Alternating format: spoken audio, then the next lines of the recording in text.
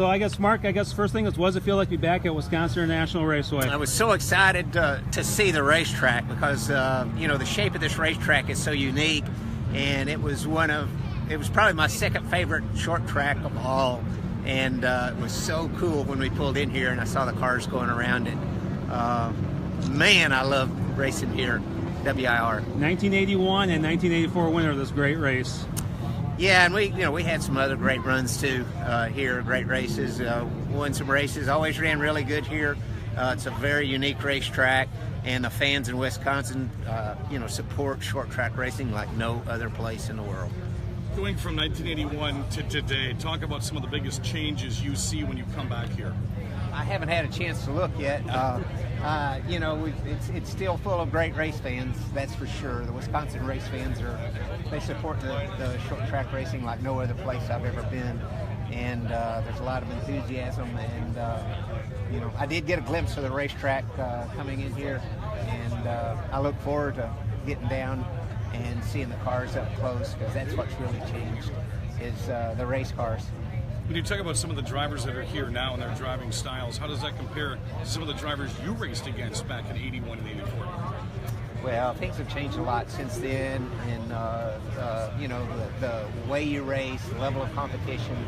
I raced with Triple and Tom Refner and Larry Dejans and Mike Miller and so many of the Wisconsin greats.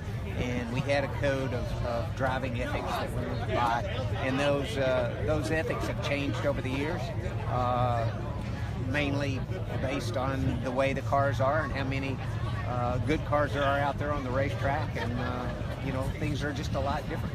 Cars are different, but the racing's still great.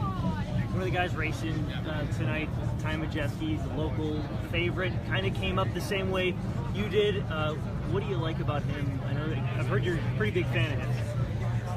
I judged Ty basically on with the same criteria I did Matt Kenseth. I knew that Matt won a lot of races up here, and I knew he won different places and different cars and different teams, and that told me that Matt knew his race cars, and so I knew that Matt would be successful based on knowing what it takes to win races up here. I judged Ty the same way. He's doing the same thing. Not many people really stand out like that.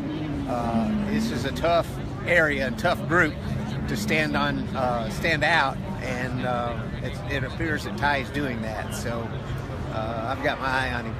Have you had a chance to talk to Ty, and if so, what are some of the conversations? I haven't met him yet. Really? I haven't met him. That'll happen tonight. Yeah, that'll happen tonight. Right. But he said he has talked to you on the phone, so he really appreciated your advice. Yeah. Did a radio show with him and all, and when somebody's not winning races and they want my advice, I got plenty for them. When somebody's winning races every week, I ain't got much for them. They're already doing it all right.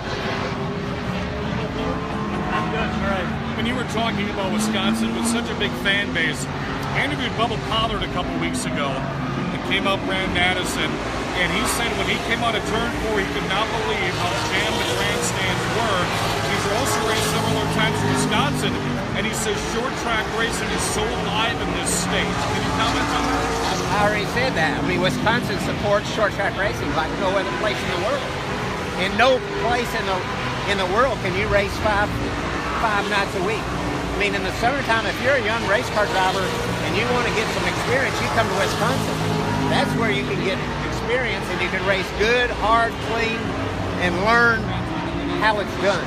That's what I did in 1977, 78. I started coming up here in the summer so that I could race day in and day out against the best in short track racing. And I'm sure it's the same way today.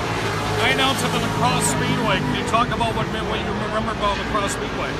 I remember going to lacrosse for the first time in 1977, and I remember being parked in the grass, unlevel, and I remember oil springs rolling out across the ground because we were changing springs on the car. My first memory.